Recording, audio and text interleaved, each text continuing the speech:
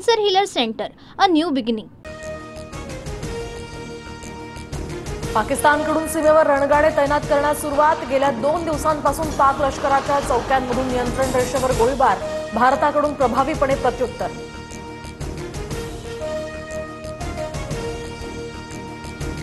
जम्मू काश्मीरच्या कुपवाडामध्ये अतिरेक्यांकडून स्थानिकांवर गोळीबार तर एक नागरिकाचा यामध्ये उपचारादरम्यान मृत्यू। पहलगामनंतर आता हल्ल्याची 5वी घटना।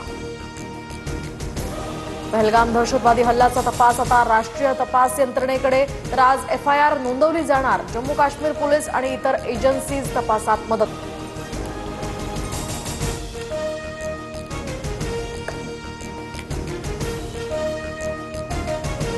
पहलगाम दहशतवादी हल्ल्याचा तपास।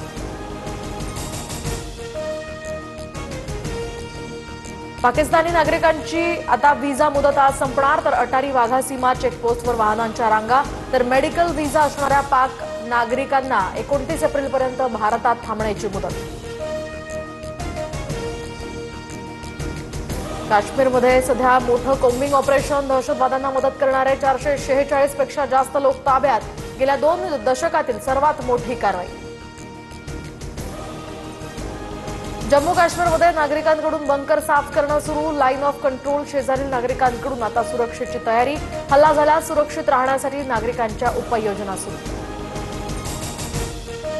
चीनचा राजदूत जियांग झिडोंग यांच्याकडे आता यानं पाकिस्तानचा परराष्ट्र मंत्री मोहम्मद इशाकदारची भेट घेतली। चीनकडून पाकिस्तानला शस्त्रांचा पुरवठा सुरू। LOC जवळ संरक्षण सुविधांसाठी पाकला मदत। पाकिस्तानची आंतरराष्ट्रीय कोंडी करायला सुरुवात। पंतप्रधान मोदींचा 13 जागतिक नेत्यांना फोन, तर 30हून अधिक देशांच्या राजदूतांशी अधिकाऱ्यांच्या बैठका।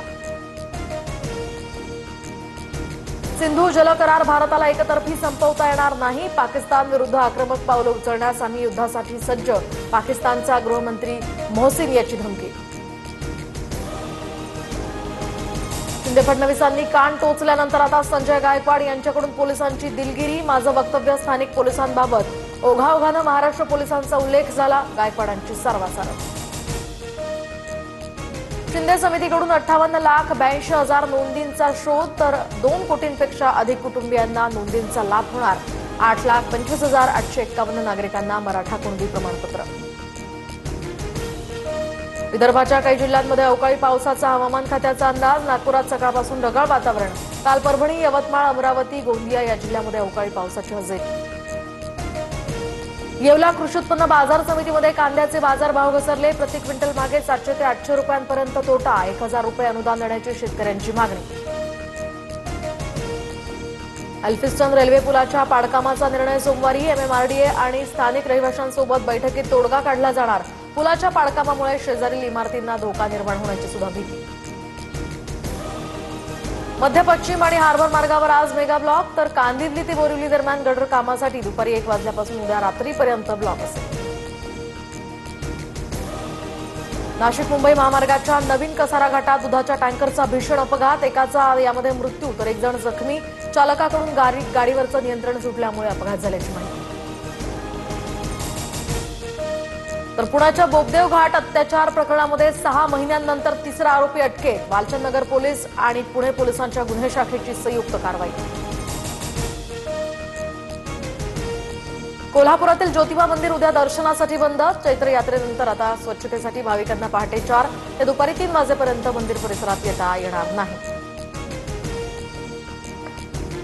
मुंबई गुन्हे शाखेकडून तहबूर राणाची 8 तास चौकशी, मात्र राणाकडून अधिकाऱ्यांना उडवाउडवीची उत्तरं। तहबूर राणा 26/11 हल्ल्याचा सूत्रधार असून सध्या तो NIA कोठडीमध्ये। Cancer Healer Center, a new beginning.